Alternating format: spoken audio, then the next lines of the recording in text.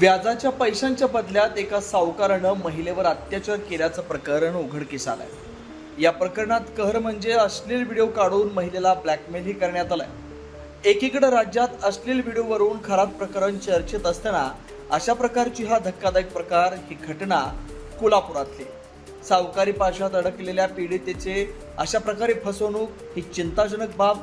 काय आहे नेमकं हे प्रकरण जाणून घेऊयात सविस्तर रिपोर्ट। व्याजाच्या बदल्यात शरीर सुख, सावकारी पाशात अडकलेल्या महिलेचे अश्लील व्हिडिओ काढून धमकी, खराब प्रकरण चर्चेत असताना कोल्हापुरातली धक्कादायक घटना। कोल्हापुरातली ही अत्यंत संतापजनक आणि माणुसकीला काळीमा फासणारी घटना। व्याजाने घेतलेल्या पैशांची परतफेड न झाल्याचा गैरफायदा घेत एका सावकारानं महिलेचा मानसिक आणि शारीरिक छळ केला। कोल्हापूरच्या मुळशिंगी गावातील अमित सावंत या सावकाराविरोधात पीडित महिलेनं तक्रार दिली आहे। या संशयित आरोपी अमितनं केवळ अत्याचारच केला नाही तर पीडितेचे अश्लील व्हिडिओ काढून तिला ब्लॅकमेलही केलाय। यातील जे काही पीडित महिला आहेत या गांधीनगर पोलीस स्टेशन हद्दीतील गडमुशिंग गावातील आहेत। तर या ज्या काही पीडित महिला आहेत यांना यातील आरोपी अमित कृष्णांत सावंत राहणार गडमुशिंगी हा तो त्या महिलेच्या गाडीवरती चालक म्हणून काम करत होता। तर त्या महिला पैशाची आवश्यकता 2023 मध्ये पैशाची आवश्यकता असताना त्या पैशाची काही गरज आहे ती ह्या जो इसम आहे आरोपी इसम त्यानं एक 2 लाख रुपये त्या महिलेला एक व्याजापुढे 10% व्याजाने दिले होते आणि त्यानंतर त्या महिलेला ते व्याजाची काही रक्कम परतावा देणं तिला शक्य झालं नाही। तर त्या जो आरोपी इसम आहे त्यानं तिला शरीर सुखाची मागणी केली आणि त्यानंतर त्या महिलेच्या गैरफायदा घेऊन त्यानं घरी किंवा इतर एक लॉज ठिकाणी अशा ठिकाणी नेऊन तिच्यावरती हे केलं, बलात्कार केलेला आहे। आणि त्यानंतर जे काही हे आहे पीडित महिला आहे तुझे मी व्हिडिओ व्हायरल करेल असं तसं म्हणून तिला धमकावून तिच्याशी वारंवार ह्याच गोष्टी करत होत्या। परंतु ती पीडित महिला तिने तिच्या घरच्यांना विश्वास घेऊन ही हकीकत सांगून त्यानंतर पोलीस स्टेशनला येऊन त्यांनी हा गुन्हा दाखल केलेला आहे।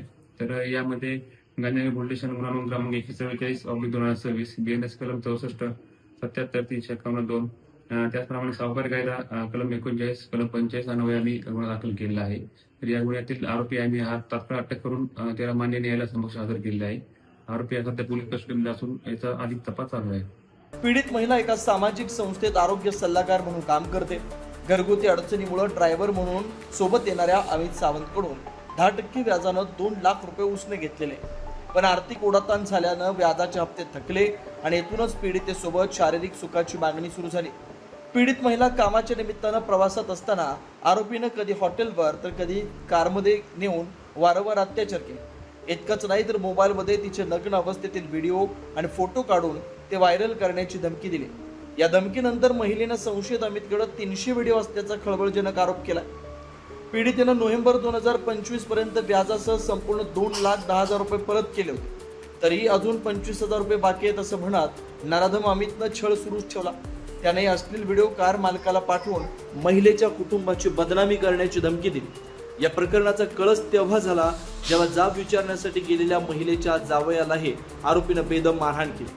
आरोपीने जावयाला मुळशिंग येथील एका हॉटेलवर बोलावलं, तिथे सासूचे अश्लील व्हिडिओ दाखवले आणि पैसे द्यायला सांग अशी धमकी देत त्यांना लाथाबुक्क्याने मारहाण केली।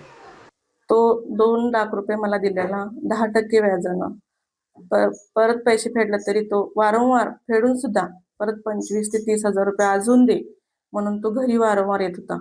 मग ह्या विरोधात आम्ही पोलीस स्टेशनला कंप्लेंट दिली होती एकदा, पण त्यांनी काय आमची कारवाई घेतली नव्हती। त्याला समज देऊन त्यांनी सोडलेलं होतं, पण तो परत आहे तसाच तो परत मागं तसं पुढं करत होता।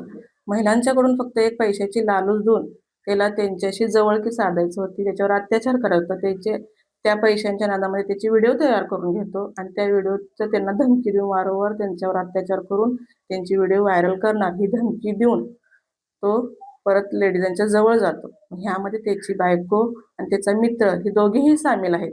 तर त्याला माझी तरी इच्छा आहे की अशा नराधमाला कमीत कमी फाशीची तर शिक्षा व्हायला पाहिजे, कारण परतून बाईला डोकं वरती उचलून चालायला आलं पाहिजे। बाईची किंमत काय आहे ते ह्याला आता कळायला पाहिजे। संपूर्ण घटनेत वास्तव पाहिलं तर 2023 पासून महिला संबंधित सावकाराच्या संपर्कात असणं, व्याजाने घेतलेले पैसे थकल्यानंतर सावकाराने पैशाची मागणी करत शारीरिक सुखाची मागणी केली। दरम्यानच्या काळात दोघांमध्ये निर्माण झालेले संबंध, यातून सावकारावर झालेले अश्लील व्हिडिओचे आरोप, हे सगळं प्रकरण संशयाच्या भोवऱ्यात आणणार आहे. सध्या यातला संशयित आरोपी पोलीस कोठडीत आहे, पण खरात सारख्या प्रकरणानंतर महिला अत्याचाराच्या घटना मोठ्या संख्येने समोर येताना पाहायला मिळत आहे. अशाच ताज्या अपडेटसाठी महासत्ता न्यूजला सबस्क्राईब करा.